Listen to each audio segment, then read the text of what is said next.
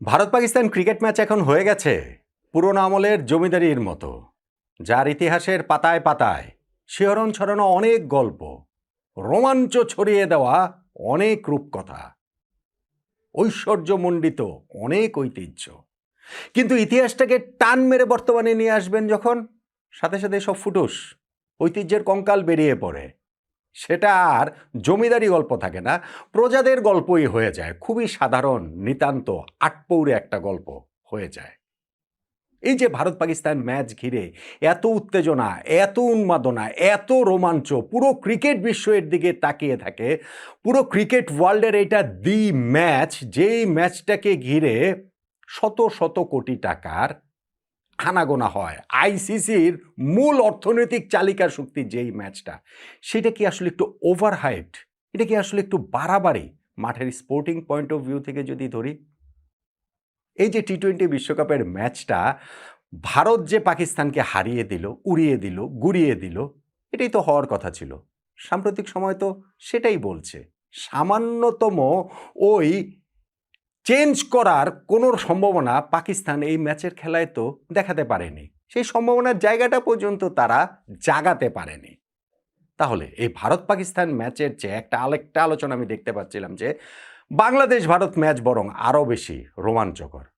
সত্যি সত্যি ভারত পাকিস্তান ম্যাচের চেয়ে বাংলাদেশ ভারত ম্যাচ রোমাঞ্চকর? ভারত পাকিস্তানের ম্যাচ বাংলাদেশ ভারত ম্যাচ দিয়ে রিপ্লেস করা যায়? ওদিকে আমার এক বন্ধু যে আজকে আবার আমাকে ফোন করে বলল, ইটালির খেলা দেখেছিস? এই বিশ্বকাপে নেপালের খেলা দেখেছিস? যুব ক্রীড়া মন্ত্রণালয়ের উপদেষ্টা doctor Asif Nazrul Bangladesh cricket board president Aminul Islam Bulbul ভাইকে ধন্যবাদ দে, মানে আমাকে বলছে বাংলাদেশকে এই বিশ্বকাপে পাঠায়নি, তাহলে বেইজ্জতি হয়ে যেত। কোনটা আসলে ঠিক? আমরা একই সঙ্গে এই দুইটা থিওরি তো ঠিক হতে পারে না যে ভারত পাকিস্তানের ম্যাচকে রিপ্লেস করার মতো ভারত বাংলাদেশ ম্যাচ, আবার বাংলাদেশ ওয়ার্ল্ড কাপে খেললে নেপালের সঙ্গে ইতালির সঙ্গেও নাকি বেইজ্জতি হয়ে যেত। ঘটনা আসলে কি একটু আলোচনা করে দেখার চেষ্টা করি।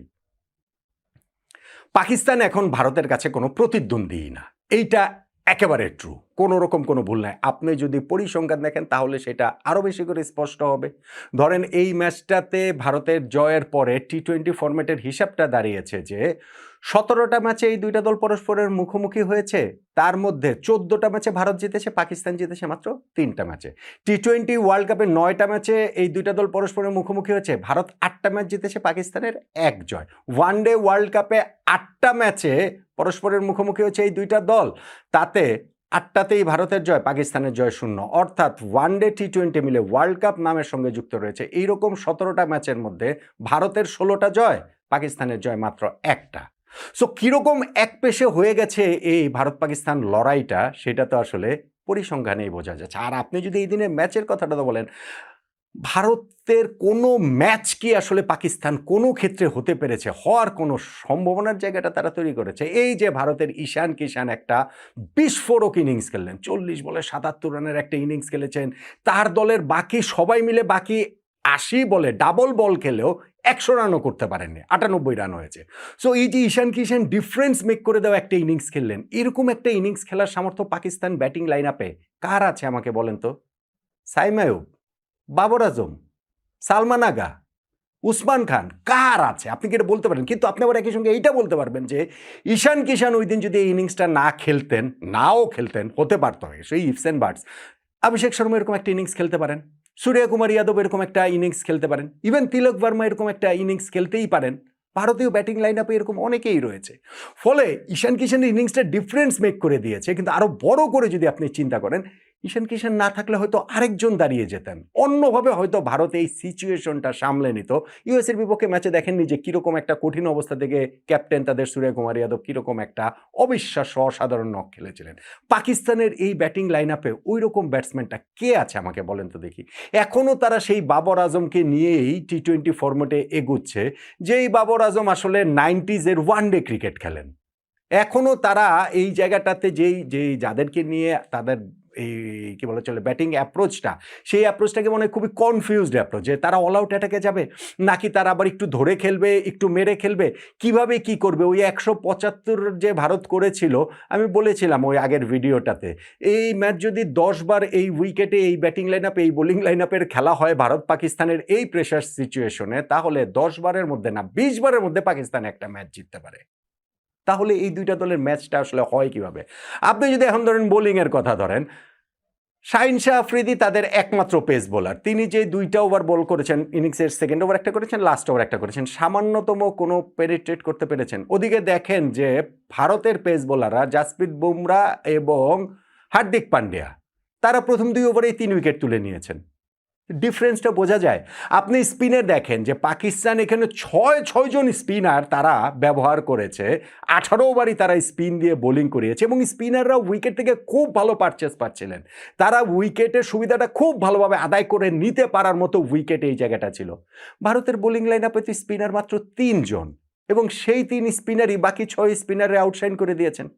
ওইটা দিয়ে তাদের কাজের কাজ হয়ে গেছে। হ্যাঁ, ইনফ্যাক্ট শেষের দিকে গিয়েছে এখন রিঙ্কু সিং তিলক ভার্মাকে ক্যাপ্টেন সূর্যকুমার যাদব বোলিং করেছেন, এইটা মনে হয় পাকিস্তানকে আরও একটু তুচ্ছতাচ্ছিল্য করানোর জন্য, পাকিস্তানকে আরও একটু হেয় প্রতিপন্ন করার জন্য। ফলে এখন যে অবস্থাটাতে ভারত পাকিস্তান ম্যাচ এসে দাঁড়িয়েছে, তাতে পাকিস্তান যদি কোনো ম্যাচে ভারতের বিপক্ষে জিতে, সেটা অঘটন ভাই, সিরিয়াসলি সেটা অঘটন। আমি বলছি না জিততে পারবে না, অবশ্যই জিততে পারে। ধরেন এই টি-20 ওয়ার্ল্ড কাপে আবার সেমিফাইনালে ভারত পাকিস্তান মুখোমুখি হয়ে যেতে পারে, ফাইনালেও হতে পারে। সো সেই ক্ষেত্রেও পাকিস্তান জিততে পারে। ক্রিকেটের তো হয়, ক্রিকেটের এরকম অনেক কিছু হয়, কিন্তু সেইটা অঘটন, কোনোভাবেই সেইটা মানে একটা নিয়ম না, ওটা একটা ব্যতিক্রম। ওই যে টি-20 ওয়ার্ল্ড কাপে একটা ম্যাচ যে তারা 10 উইকেটে যে 2021 না 22-এ যেখানটাতে 152 চেস ডাউন করলো বাবর আজম এবং মোহাম্মদ রিজওয়ান, ওইটা ব্যতিক্রম, এবং ব্যতিক্রম শুধুমাত্র নিয়মকেই প্রমাণ করে। নিয়মটা হচ্ছে ভারত পাকিস্তান ম্যাচে এখন ভারতের একাধিপত্য, এইখানে পাকিস্তান আসলে কোনোভাবে ম্যাচই করে না। বাংলাদেশ করে, মানে আমরা যে ওই আলোচনার জায়গাটা কোথাও কোথাও আমি দেখছিলাম যে না, এখন বাংলাদেশ ভারত ম্যাচ সেইটার চেয়ে অনেক বেশি। আপনি যদি আগে ওই কথাটা বলি যে আমার ওই বন্ধুর কথাটা, ইটালি আজকে ইংল্যান্ডের সঙ্গে যেই ব্যাটিংটা করেছে, তাতে করে ইংল্যান্ডের 202 রান তারা করে, হ্যাঁ শেষ পর্যন্ত তারা 24 রানে হেরেছে, কিন্তু তারা জিততেই পারতো, এরকম একটা অবস্থানে তারা চলে গিয়েছিল, ইনএক্সপিরিয়েন্সের জন্য তারা হেরে গেছে। আবার ধরেন হচ্ছে গিয়ে সেই ইংল্যান্ডকে কিভাবে কাঁপিয়ে দিয়েছিল নেপাল, নেপালও তো ওই ম্যাচটা জিততেই পারত। আবার ধরেন সেই নেপালকে ইতালি হারিয়ে দিয়েছে আবার সহজেই। ফলে আমরা যদি এই ওয়ার্ল্ড কাপে এই গ্রুপে থাকতাম, আমাদের জন্য কাজটা সহজ হতো না। আমি এটা এখনো বিশ্বাস করতে চাই যে না, আমাদের অবস্থা আবার অত খারাপ না যে বুলবুল ভাইকে ধন্যবাদ দিতে হবে, আসিফ নজরুলকে ধন্যবাদ দিতে হবে যে বাংলাদেশ বিশ্বকাপে খেলেনি, খেললে আসলে কেলেঙ্কারি হয়ে যেত, ইতালির কাছে কিংবা নেপালের কাছে আমরা হেরে যেতাম। আমি সেটা মনে করি না। আমাদের ক্রিকেট টিমের টি-20 ওয়ার্ল্ড কাপের এই বিল্ড আপে আমরা যেই ভালো ক্রিকেটটা খেলছিলাম, আমাদের একটা বিরাট অপরচুনিটি লস্ট হয়েছে বলে আমি মনে করি। অতএব যাদের কারণে আমরা টি-20 বিশ্বকাপ খেলতে পারিনি, তাদের প্রতি আমার ঘৃণা কখনোই যাবে না, কখনোই যাবে না। মাঠে ক্রিকেট খেলে আমরা হারতে পারতাম, কিন্তু আমরা যে সেই সুযোগটাই পাই নাই, আমরা যে ওয়ার্ল্ড কাপটাই খেলতে পারি নাই, ওই আক্ষেপ, ওই দুঃখ কষ্টের জায়গাটা আমার আসলে যাওয়ার নয়। আমি নিশ্চিত যে আমার মতো এরকম অনেকেই রয়েছেন। আলোচনার যে আরেকটা জায়গা, ভারত পাকিস্তানের ম্যাচ কি এখন ভারত বাংলাদেশ কিনা, বাংলাদেশের সঙ্গে ভারতের ম্যাচ কি এখন ওইরকম হয় কিনা, আমি যদি জাস্ট শুধু স্ট্যাট দিয়ে যদি চিন্তা করি, তাহলে আমরা কি দেখতে পাই? ধরেন আমি শুরুতে অনেকগুলো স্ট্যাট বলেছি, সেইটাও যদি তুলনা করি, ভারত পাকিস্তান এই দুইটা দল টি-20 ফরম্যাটে যে 17 বার মুখোমুখি হয়েছে, তাতে ভারত জিতেছে 14 বার, পাকিস্তান 3 বার।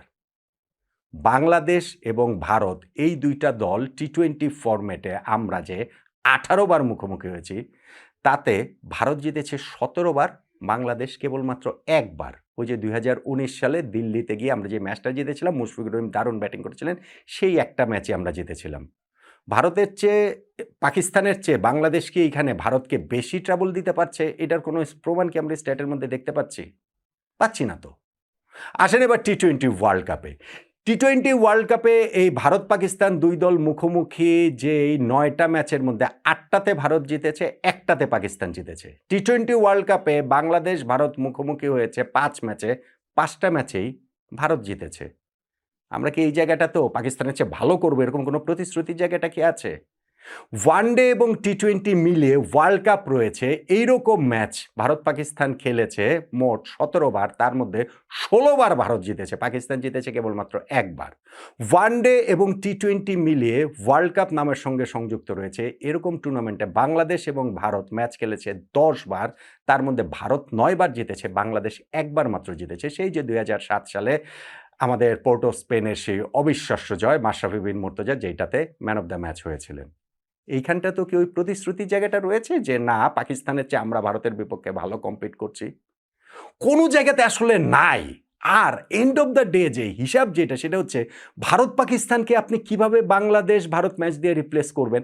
মানে এই কথাগুলো যে আমরা বলে ফেলি, আমরা চর্চা করি না, সেইটা যদি ভারত পাকিস্তানে এক পেশে ম্যাচ দেখতে দেখতে দুঃখ আক্ষেপ নিয়ে করেন, আমার কোনো আপত্তি নাই। কিন্তু যদি সত্যি মনে করেন যে না, বাংলাদেশ এখন ভারতকে আরও বেশি ট্রাবল দিতে পারে পাকিস্তানের চেয়ে, এটা আসলে বাড়াবাড়ি, এইটা স্রেফ বাড়াবাড়ি। এইটা ওই যে আবারও একটুখানি জাতীয়তাবাদ উস্কে দেওয়া বলে আমার কাছে পরিসংখ্যানিত সেটা বলছে। আর এটাতে ভাই অনেক কিছু ব্যাপার রয়েছে। ধরেন আমি কিভাবে বলবো, ধরেন ফুটবলে কাতালোনিয়ান ডার্বি, যেটা বার্সেলোনা ভার্সেস এসপানিয়ল, এইখানটাতে এসপানিয়ল কি কোনো ধারে কাছে আছে বার্সেলোনার? কিন্তু ওই কাতালান ডার্বিতে এই বার্সা এসপানিয়ল ম্যাচ সবসময় আলাদা গুরুত্বের দাবি রাখে, ওইটার একটা ব্যাপার রয়েছে।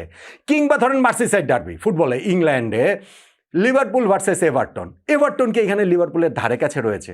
নাই তো। কিন্তু মার্সিসাইড ডার্বি মানে Merseyside derby, Liverpool versus Everton মানে লিভারপুল ভার্সেস এভারটন। ঠিক তেমনিভাবে ক্রিকেটে ভারত পাকিস্তান মানে ভারত পাকিস্তানি। হ্যাঁ, ভারত এখন এখানে একাধিপত্য করছে, ভারতের কোনো ম্যাচই পাকিস্তান না। কিন্তু আমরা যদি নিজেদেরকে ওইটা ভেবে সুখ পাই যে না, বাংলাদেশ হচ্ছে গিয়ে পাকিস্তানের চেয়ে বেটার, পাকিস্তানকে ওইখানে আমরা মানে বাংলাদেশ ভারতের এখন এইটাই হওয়া উচিত, হচ্ছে গিয়ে ক্রিকেটের ডার্বি, এবং এইটাকেই প্রমোট করা উচিত, এটা হয় না ভাই। এগুলো শুধু আরও অনেক কিছু, এটা শুধু ক্রিকেটেও ব্যাপার স্যাপার না। ভারত পাকিস্তান ওই দুইটা দেশের সম্পর্ক, রাজনৈতিক সম্পর্ক, বৈরিতা, কূটনীতি, ব্যবসা, কত বছরের কত কিছু রয়েছে সেইখানটা। এবং ক্রিকেটেও একটা খুবই একটা ঐশ্বর্যশালী পাস্ট রয়েছে, গ্লোরিয়াস একটা হিস্ট্রি রয়েছে। সেইখানটাতে আমরা যদি বলি যে না, দূর ও কিসের ভারত পাকিস্তান ম্যাচ, এর চেয়ে ভারত বাংলাদেশ ম্যাচই, বাংলাদেশ ভারত ম্যাচের গুরুত্বই এখন ওইটার চেয়ে বেশি হওয়া উচিত, এবং ওইটাকেই আসলে কমার্শিয়ালি দি ম্যাচ হিসাবে আসলে পোর্ট্রে করা উচিত, দেখা উচিত। হয় না, এটা আসলে হয় না। ওইটা শুধুমাত্র আমরা বলার জন্যই বলি, এর চেয়ে বেশি কিছু বলে আমার কাছে মনে হয় না। কিন্তু এত কিছু বলার সত্ত্বেও বাংলাদেশ যে ওয়ার্ল্ড কাপটা খেলতে পারছে না, ওই আক্ষেপ, বাংলাদেশ তো আর খেললে এই গ্রুপে খেলতো না, এখানে খেলতো না, কিন্তু জাস্ট আলোচনার জন্য ওই আক্ষেপ দুঃখ আমাদের যেমন যাবে না, ঠিক তেমনিভাবে এটাও ঠিক যে এই ডার্বিটাকে মানে ভারত পাকিস্তানের এই ম্যাচটাকে আবারও একটু ওই জমিদারি আমলে ফেরানোর জন্য, একটুখানি ধরেন প্রতিদ্বন্দ্বিতার জায়গা তৈরি করে দেওয়ার জন্য পাকিস্তানের মনে হয় কিছু ম্যাচ জেতা উচিত। 90s কথা যদি আমরা বলি, আপনাদের যদি মনে থাকে বা ক্রিকেটের যারা অনুসারী রয়েছেন তারা জানবেন যে ওই সময়ও কিন্তু হিসাবটা ছিল পুরোপুরি উল্টা। পাকিস্তান তখন ডোমিনেট করতো, এরকম প্রবলভাবে না, কিন্তু ডোমিনেট করতো, দারুণভাবেই ডোমিনেট করতো এই ভারত পাকিস্তান ম্যাচটা। পাকিস্তানের মধ্যে এখন কিছু ম্যাচ জেতা দরকার ভারতের বিপক্ষে, এই ভারত পাকিস্তান ম্যাচের মহিমাটা অন্ততপক্ষে ক্রিকেটীয় পার্সপেক্টিভ থেকে একটুখানি আবার পুরনো আমলে ফিরে নেওয়ার মতো। যদিও নিকট ভবিষ্যতে ওরকম কোনো কিছু হবে, পাকিস্তান ভারতকে চ্যালেঞ্জ জানাতে পারবে, একটা দুইটা ম্যাচ জিততে পারে, কিন্তু ওই যে চ্যালেঞ্জ জানাতে পারবে, চোখে চোখ রেখে ক্রিকেটীয় লড়াইটা করতে পারবে, সমানে টক্কর দিতে পারবে, ওই জিনিসটার কোনো সম্ভাবনা আমি তো অন্ততপক্ষে দেখতে পাচ্ছি না।